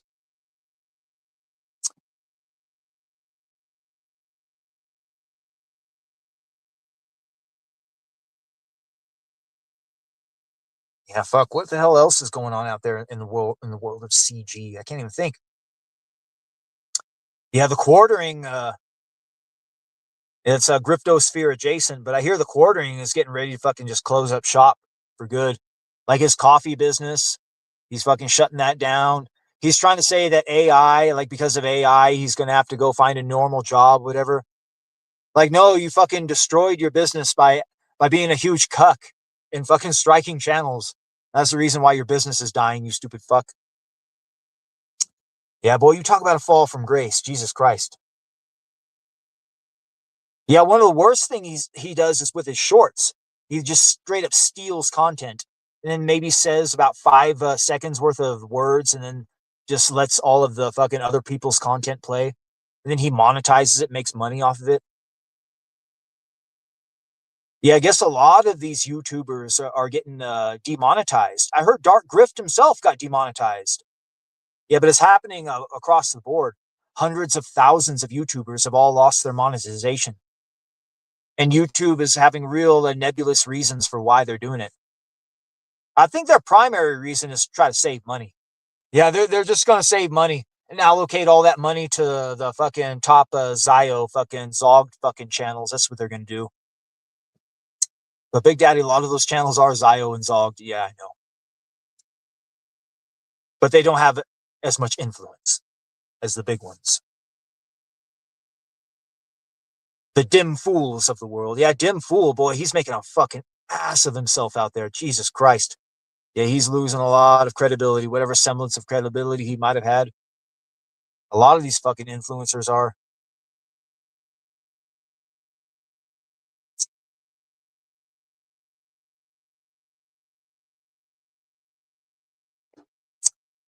All right.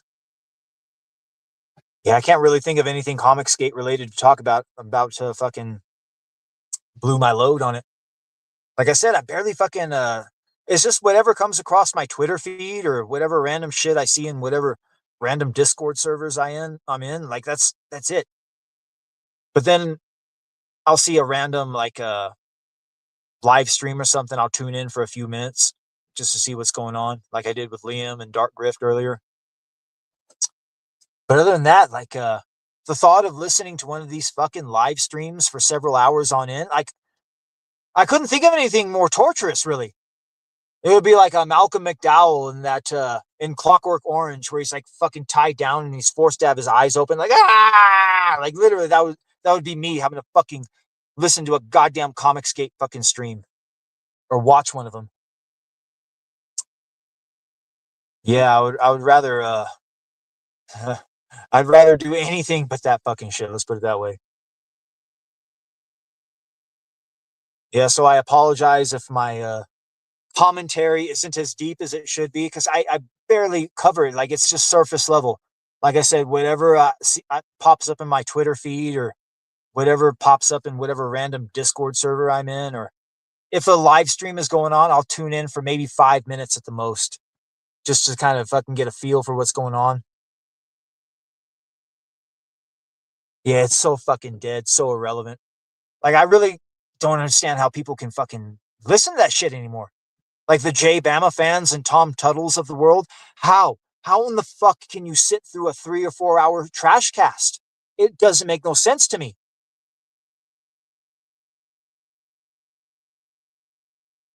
Kirk says Ethan's viewers is in the toilet. He gets like 1,500 per 5 hour draw stream. Shit. Yeah, he's got 150,000 subscribers, something like that. Yeah, it's a very small ratio. Yeah, I have a very small number of subscribers, but I get a consistent 20 to 40 views a fucking live stream. And that's going back years, all the way to the very beginning. Since the very beginning, I get a consistent 20 to 40 views per live stream. It's been that way for years. My fan base may be small, but at least it's fucking consistent. The few, the proud, the Big Daddy fans.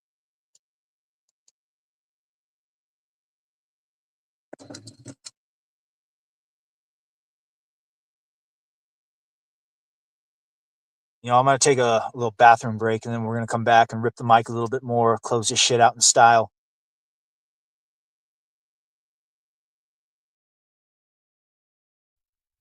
Hakuna Matata. What a wonderful phrase. Hakuna Matata. Ain't no passing craze. Means no worries for the rest of your days. Yeah, sing it, Daddy. It's a problem-free philosophy.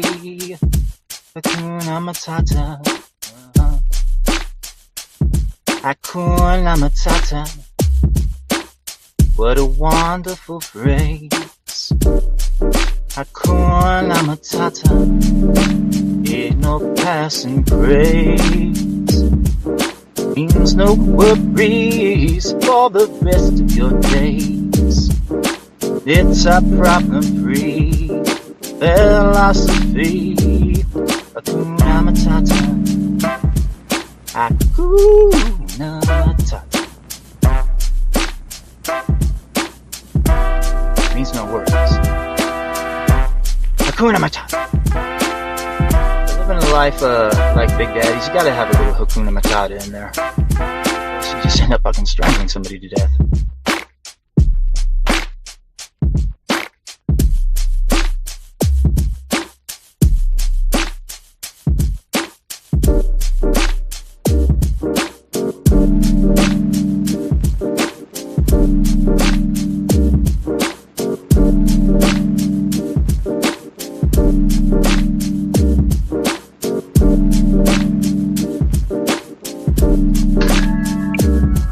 One of the philosophies that I weaved into my fucking creed, my code, my ethos, is a little thing called Hakuna Matata.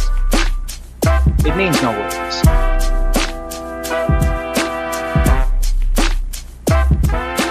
Hakuna Matata. What a wonderful phrase.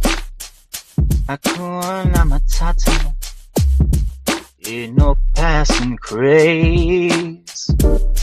Means no worries for the rest of your days. It's a problem-free philosophy. Hakuna Matata. Hakuna Matata. Hakuna Matata. What a wonderful phrase. Hakuna Matata. Ain't no passing craze. Means no worries for the rest of your days. It's a problem-free philosophy. Hakuna Matata. Hakuna Matata. Means no worries.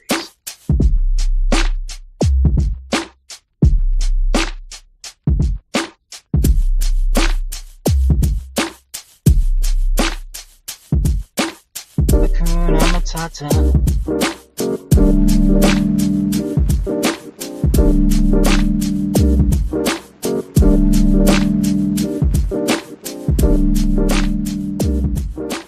Hakuna Matata.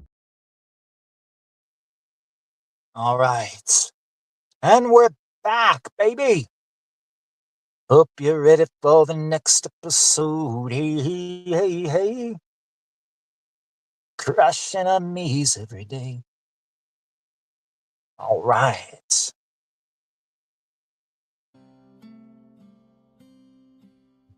Yeah, I think it's been a pretty good show so far. I've talked about a lot of serious shit, talked about some not so serious shit.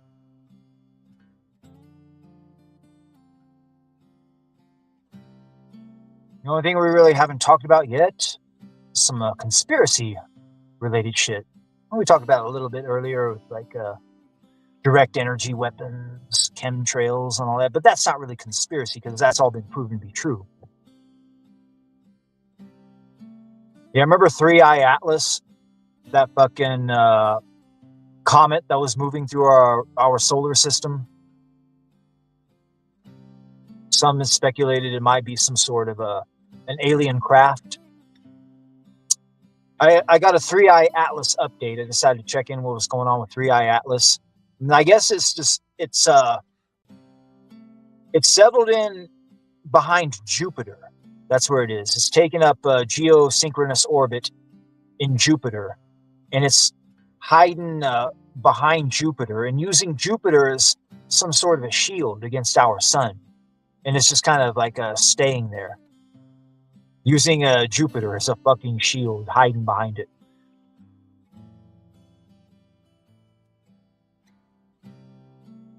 Kind of reminds me of that book, The Three Body Problem. They made a fucking Netflix series about it. But the human race, they were scared some race of aliens was going to destroy their sun and thus, destroy their planet in the process.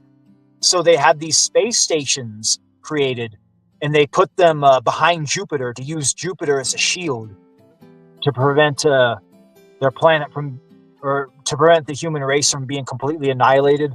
These ones staying on these space stations using Jupiter as a shield will be saved at least.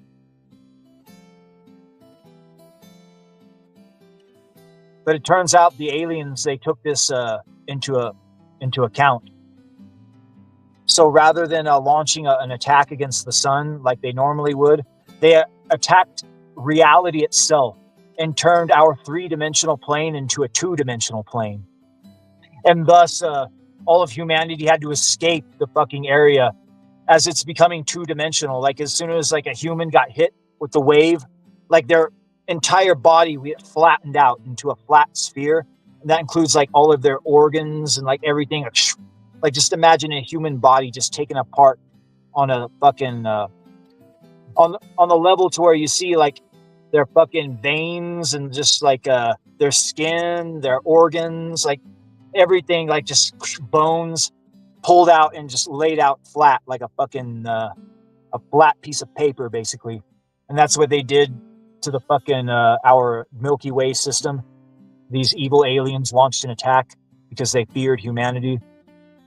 It was written by a Chinese person. That just goes to show how like the level of fucking paranoia about the whole thing. Like anytime an alien comes across a civilization, doesn't matter what stage, they fucking try to kill it just because they don't want it to ascend to the point where it might challenge them and kill them. That's all like the real paranoid mindset. This is where the Dark Forest theory came from, the series of books. They actually named one of the books The Dark Forest. The whole concept behind the Dark Forest theory is, imagine the entire universe as a dark forest full of really ravenous predators that will just devour you and kill you the very second they find you. So in order to keep yourself protected and safe, you have to stay as quiet as possible and don't let any predators know about your existence. Because as soon as they find out about your existence, their very first impulse is to either annihilate you completely or enslave you. And humanity made the mistake of like sending out all these signals to these alien races, trying to show where they are. And these evil alien races found out where humanity was, so they came after them. And that's the whole premise behind the fucking thing.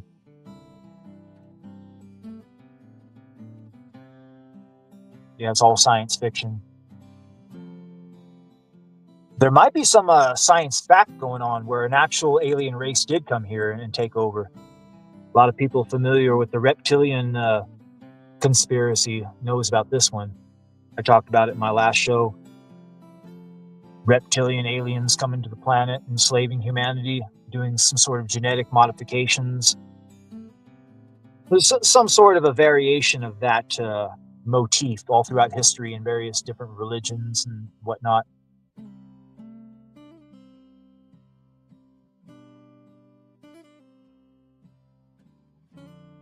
Yeah, going back ancient Mesopotamian cultures, talks about how the gods came down and they took the human and they grabbed him and then pulled them and kept pulling them and like that pulled them apart and created two beings, man and woman.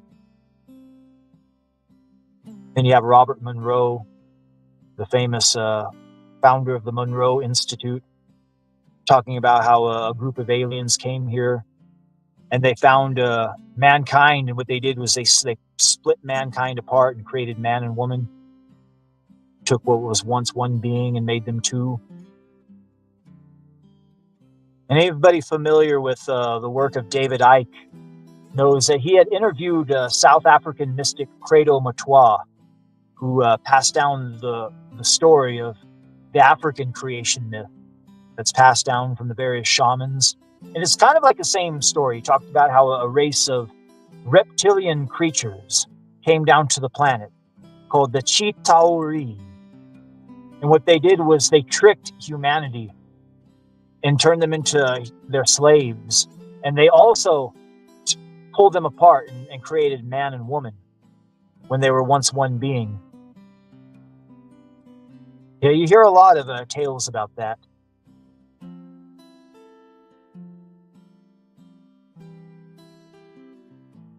Yeah, Three-Eye Atlas. I've heard multiple remote viewers talk about how that is actually a reptilian starship. And it's got about 4 million reptilians on board, but they're in stasis, which means they're basically in hibernation, they're sleeping. I've actually heard a couple of different remote viewer teams talk about how the Three-Eye Atlas ship was attacked by a group of good aliens, the blonde-haired Nordics, those ones. Like there's a war raging throughout the various cosmoses and galaxies and all throughout the universes between these reptilians and these blonde-haired Nordics, I guess. And here in the Earth, our own backyard, there's just one more front in this war, I guess.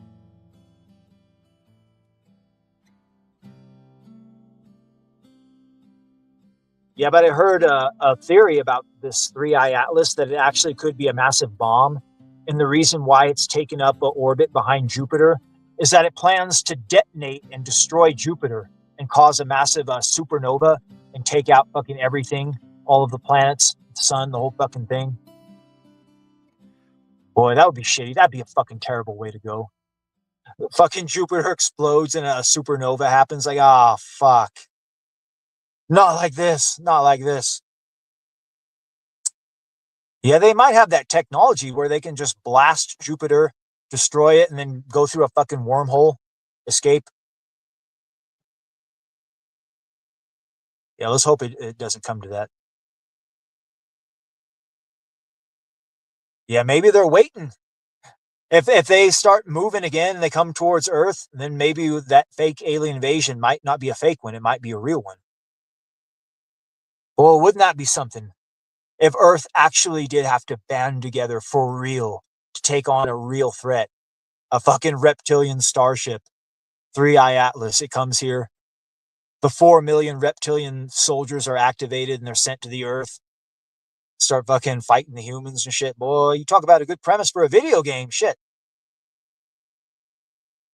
Yeah, I talked about in my last show, good premise for a video game, Holocaust 2, where the primary objective is the eradication of the Jewish race.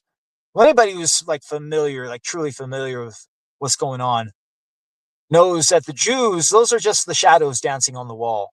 The reptilians are the ones using the Jews as a fucking tool to inflict pain and suffering upon humanity for looshmaxing purposes. So let's just say that video game actually got made, Holocaust 2. What would be the sequel? Okay, so you've annihilated the Jewish race, you've killed all of them. What comes next? Holocaust 2, the sequel. This is where the reptilians come back to get revenge for killing all of their Jewish puppets. Like, oh no. So this is what the whole premise behind Holocaust 2, the sequel. Holocaust 2, 2. Call it whatever you want. Kind of like I call it Holocaust 2, the sequel, kind of like Airplane 2, the sequel, because it's a real tongue-in-cheek idea. A lot of comedy involved. Yeah, you take the same premise, the same gameplay idea, but you apply it to the reptilians. Once you annihilate all the reptilians and kill them all, then game over.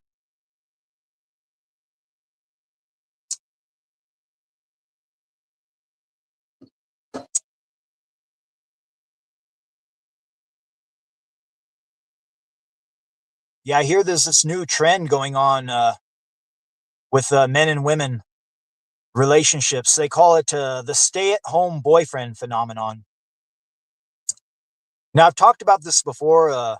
These women, they get these jobs. I call them adult daycare jobs, fake adult daycare jobs. And that's where it's like the junior analyst of internet marketing or something fucking stupid. It sounds like it's important, but really it's a fake job. It's adult Jew daycare meant to keep women from having families and having kids. That's basically the whole fucking premise behind it. Fake adult daycare jobs. But anyway, these women with these fake adult daycare jobs where they attend a Zoom meeting or two every week and then maybe answer an email and get paid $120,000 a year. What they're doing is they're fucking footing the bill for their boyfriends. The boyfriends are just staying home, and the women are working their fake adult daycare jobs, paying the bills, taking care of the whole thing, and the guy's just fucking living high on the hog, as they say.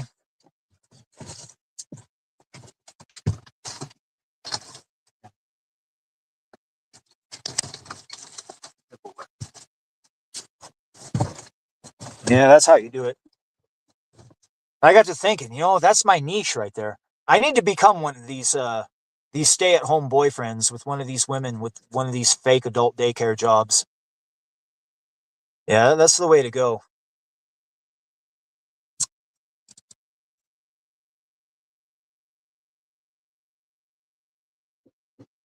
Yeah, that's the future of relationships right there. You find that bitch that's getting paid 90,000, 100,000 or more a year for one of those fucking fake Jew adult daycare jobs where they do a couple of Zoom meetings a week and answer an email. And they think it's a real job. They think that they're important, but it's not. It's just a fake job meant to prevent you from having a family and having kids. But then you actually have the family and you have the kids. Don't worry, baby. I'll take care of the kids. You could do your fake adult daycare job, attend your Zoom meeting, answer your email. 'Cause I'm a hard motherfucker, true detractor for life. Yeah, detract from the script that they fucking wrote. Write your own script. Yeah, these poor Zoomers. And millennials too, shit. Yeah, hoflation is real. People are paying 100 times more for women that are 1,000 times worse than anything our grandfathers paid for. Oh, fucking real. Yeah, hoflation. That's one of the biggest things hitting society right now. Yeah, I boiled it down to the lowest common denominator. Strip away all the window dressing. When it comes to women, there's 2 attributes she has that will distinguish her from the rest as being a keeper versus one that you can't trust. And that is she willing to share a phone with you? And is she willing to call the cops on you? That's the real fucking litmus test right there. You ask a bitch that. Like, hey, we got to share a phone. That's the way we're doing it. We're going to share a phone. No 2 phones. No, we're sharing a phone. See what she fucking says. All right, that's fine. Yeah, you might have a keeper right there. And also, if she won't call the cops on you. That's another one right there. To me, that's the only 2 fucking things for the litmus test. Is she willing to share a phone? And will she call the cops on you? That's it. Yeah, because most women, they will not share their phone with you, and they will fucking call the cops on you without hesitation. Yeah, that's how you figure out if you got a good one or not. Will she share a phone? And will she fucking call the cops on you? Yep. All right. Yeah, we've ripped the mic quite a bit, guys. I think we're going to go ahead and close out the show. And like we do, we're going to close out with a song. Thanks for coming out, y'all. It's been a fun one.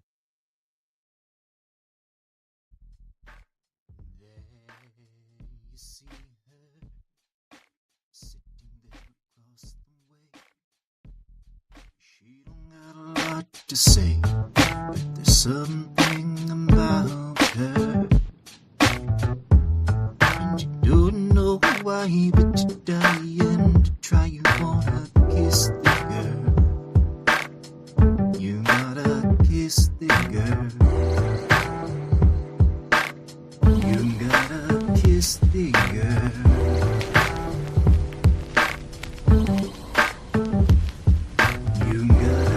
Kiss the girl. Yes, you want her. Look at her, you know you do. Impossible, she wants you to. There is one way to ask her. It don't take a word, not a single word. Go on and kiss the girl. You gotta kiss the girl. Now's your moment, floating in a blue lagoon. Boy, you better do it soon. No time will be better. She don't say a word, and she won't say a word until you kiss the girl. You gotta kiss the girl. She don't say a word, and she won't say a word until you kiss the girl. You gotta kiss the girl.